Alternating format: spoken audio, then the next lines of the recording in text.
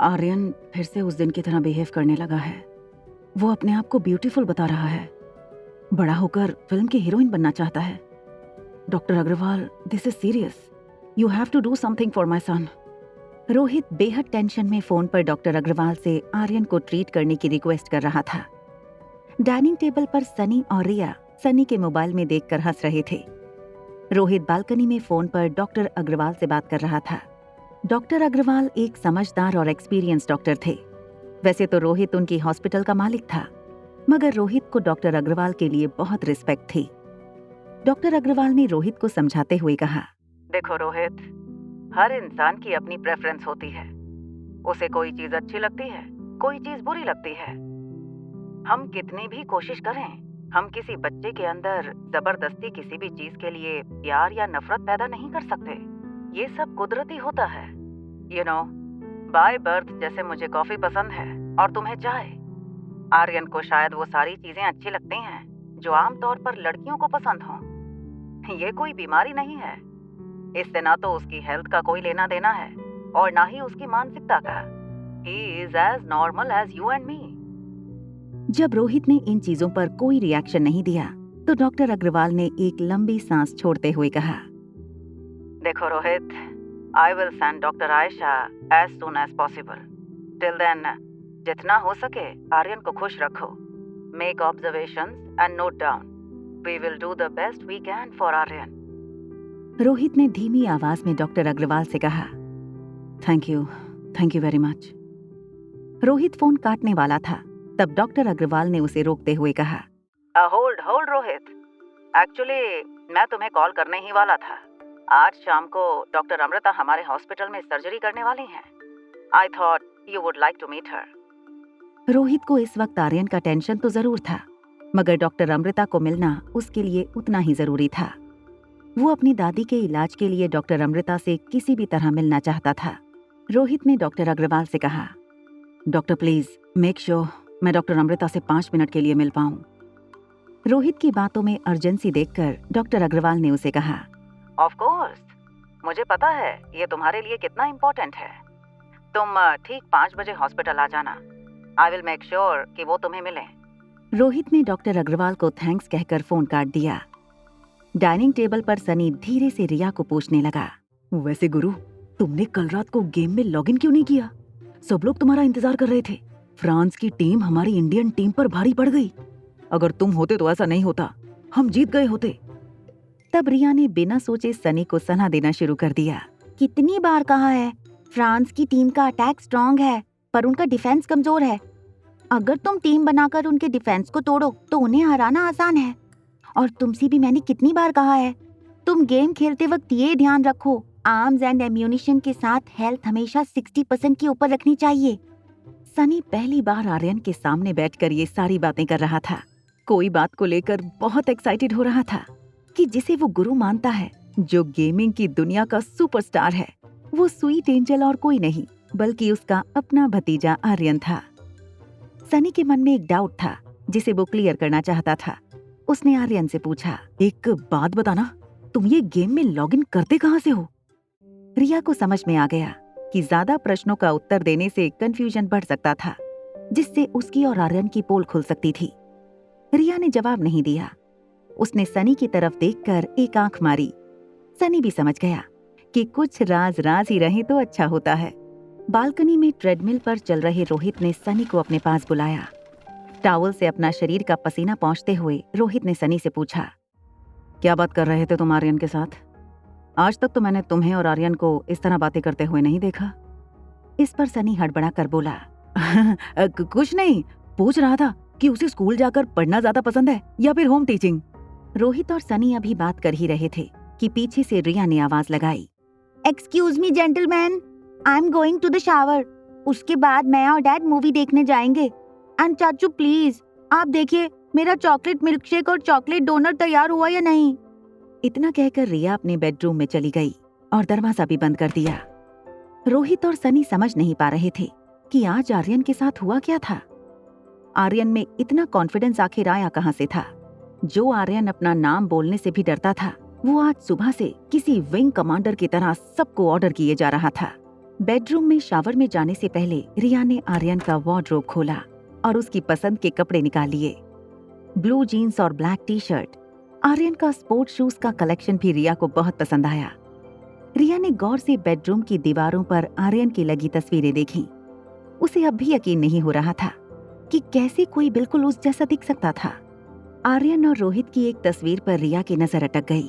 तभी रिया को एहसास हुआ कि अगर आर्यन उसका क्लोन नहीं है तो हो सकता है वही उसका खोया हुआ जुड़वा भाई हो और रोहित मारवा उसके डैड। इस सोच ने रिया का विश्वास पक्का कर दिया कि रोहित ही उसका डैड था। आर्यन और कोई नहीं पर उसका खोया हुआ भाई था। रिया की आंखों में आंसू थे, लेकिन उसके चेहरे पर एक बड़ी स्माइल। उसने जल्दी से लैंडलाइन से आर्यन को फोन लगाया। जैसे ही आर्यन ने फोन उठाया, रिया ने उससे कहा, तुम मेरे जुड़वा भाई हो। इसके आगे मैं तुम्हें अभी कुछ नहीं समझा पाऊंगी। अब मैं जो कहती हूँ वो ध्यान से सुनो और उसे फॉलो करो। आर्यन रिया की बात पर कुछ रिएक्ट करता या समझ पाता उससे पहले रिया ने अपनी अगली इंस्ट्रक्शन दे दी।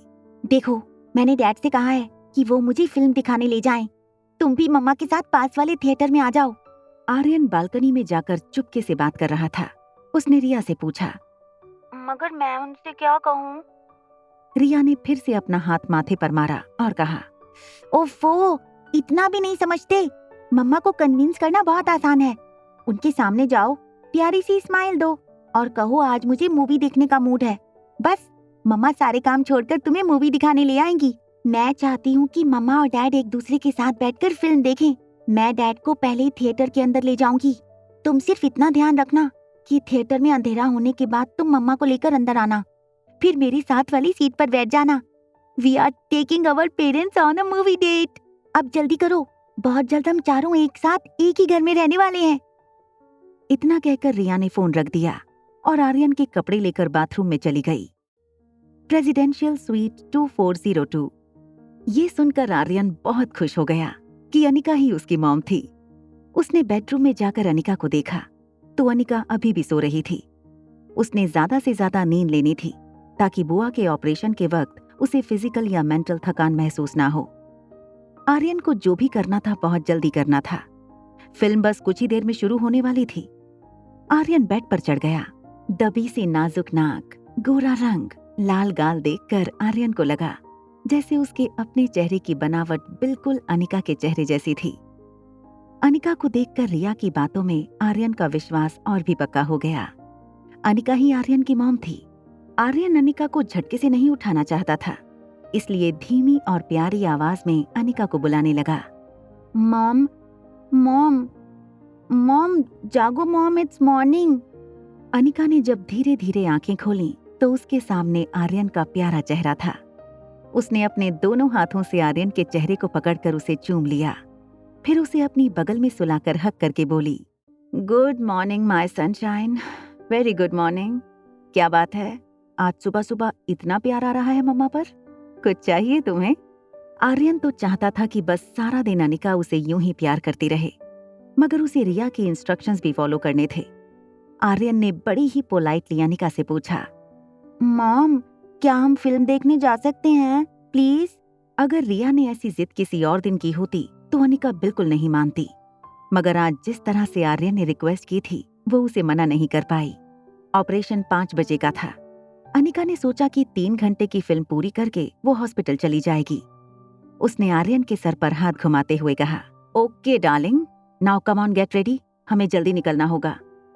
रिया आर्यन के कपड़े पहनकर बेडरूम से बाहर आया। रोहित फोन पर किसी से बात कर रहा था।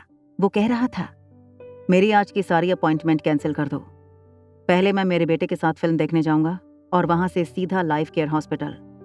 जो कहा वो करो। आज का दिन मेरी फैमिली के लिए बहुत इंपॉर्टेंट है। ये कहते हुए रोहित ने फोन काट दिया और मुड़कर रिया की ओर देखकर कहा, आर्यन, पूरी की पूरी सिनेमा हॉल बुक कर लेता हूँ। हॉल में सिर्फ हम दोनों होंगे। ये बात सुनकर रिया को अपना प्लान फेल होता हुआ नजर आ रहा था।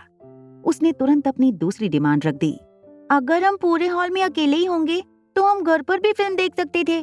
आई वॉन्ट हम सबके बीच में बैठकर फिल्म देखें। रोहित आर्यन की ये जिद पूरी नहीं करने वाला था। उसने कहा, देखो, अभी सिचुएशन अच्छी नहीं है। तुम बीमार पड़ सकते हो, तुम्हें इन्फेक्शन हो सकता है। It is too risky. Riya ने इस बात का झट से सल्यूशन निकाला और कहा, ओहो डैड, हमारे पास मास्क है, ग्लव्स हैं, फिर किस बात का डर? रिया को मास्क इसलिए भी पहनना था ताकि वो अपना चेहरा अनिका के सामने आसानी से छुपा सके। Movie theatre. थिएटर प्रीमाइस में एक लंबी काली इंपोर्टेड गाड़ी एंटर हुई। गाड़ी का नंबर था 001। मनाली में लगभग सभी जानते थे 001 नंबर की लंबी काली गाड़ी रोहित मारवा की थी। गाड़ी के रुकते ही पीछे की गाड़ी से 4 बॉडीगार्ड बाहर निकले। रोहित और आर्यन के उतरने के लिए गाड़ी के दरवाजे खोले। थिएटर का मैनेजर दौड़कर रोहित के पास आया और कहा, सर, इन्फॉर्म कर दिया होता कि आप आने वाले हैं, मैं सारी बुकिंग कैंसिल कर देता। तब रोहित ने कहा, नहीं, आर्यन की इच्छा थी कि वो लोगों के साथ बैठकर फिल्म देखे।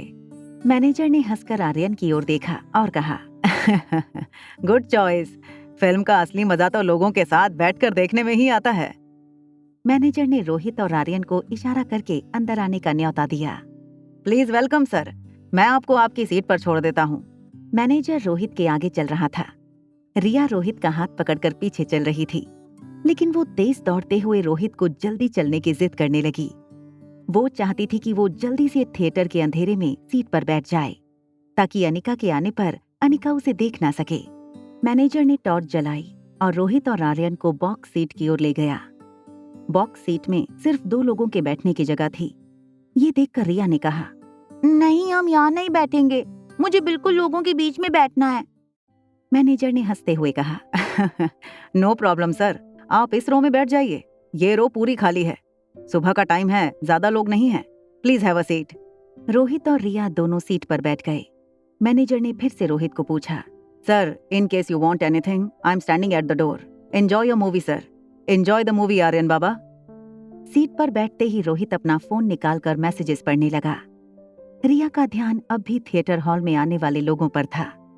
उसकी प्लानिंग ये थी, जैसे ही अनिका और आर्यन हॉल में आए, वो आर्यन को इशारा कर देगी, फिर आर्यन बिल्कुल रिया की बगल वाली सीट पर बैठ जाएगा। रिया को इस बात की बहुत एक्साइटमेंट हो रही थी। जिंदगी में पहली बार वो अपनी पूरी फैमिली के साथ मूवी एंजॉय करने वाली है। तभी मूवी स्टार्ट हो गई। मूवी हॉल में बिल्कुल अंधेरा हो गया। रिया का प्लान बिल्कुल सही चल रहा था, बस वो भगवान से प्रे कर रही थी कि आर्यन की उस पर नजर पड़े और वो सही सीट पर बैठे। वहां आर्यन बार बार कोई ना कोई बहाना बनाता था। कभी सॉक्स उल्टे पहन लिए तो कभी जूते टाइट लग रहे थे। हजारों कोशिशों के बाद आर्यन अनिका को थिएटर पहुंचने में 15 मिनट लेट करवाने में कामयाब रहा। थिएटर लॉबी में पहुंचते ही अनिका ने आर्यन से कहा, तुम यहीं खड़े रहो, मैं टिकट्स लेकर आती हूँ, कोई शैतानी मत करना, कहीं जाना मत। बेचारे आर्यन ने, जिसने कभी कोई शैतानी नहीं की थी, पोलाइटली अपना सर हाँ में हिला दिया। अंदर रोहित को बार बार बिजनेस के सिलसिले में मैसेजेस आ रहे थे। मूवी में होते हुए म्यूजिक और शोर के कारण वो किसी का कॉल रिसीव नहीं कर पा रहा था। तभी अचानक उसके मोबाइल स्क्रीन पर कंपनी के जीएम का मैसेज फ्लैश हुआ, it's urgent, please call back. ये मैसेज पढ़ते ही रोहित ने रिया से कहा, आर्यन बेटा, मुझे बहुत इंपॉर्टेंट कॉल अटेंड करना होगा जो मैं यहाँ नहीं कर सकता। तुम बैठकर मूवी एंजॉय करो, मैं जल्दी कॉल अटेंड करके आता हूँ। रिया नहीं चाहती थी कि इस वक्त रोहित हॉल के बाहर जाए, मगर वो रोहित को रोक भी नहीं पा रही थी। रोहित तेज चलकर हॉल के बाहर जाने लगा। रिया भी अपनी सीट से उठी और रोहित के पीछे जाने लगी। रोहित ने कॉल उठाया और थिएटर लॉबी में चला गया। वो भी कंपनी के जनरल मैनेजर से बात करने लगा। तभी रोहित की नजर लॉबी में खड़े आर्यन पर पड़ी।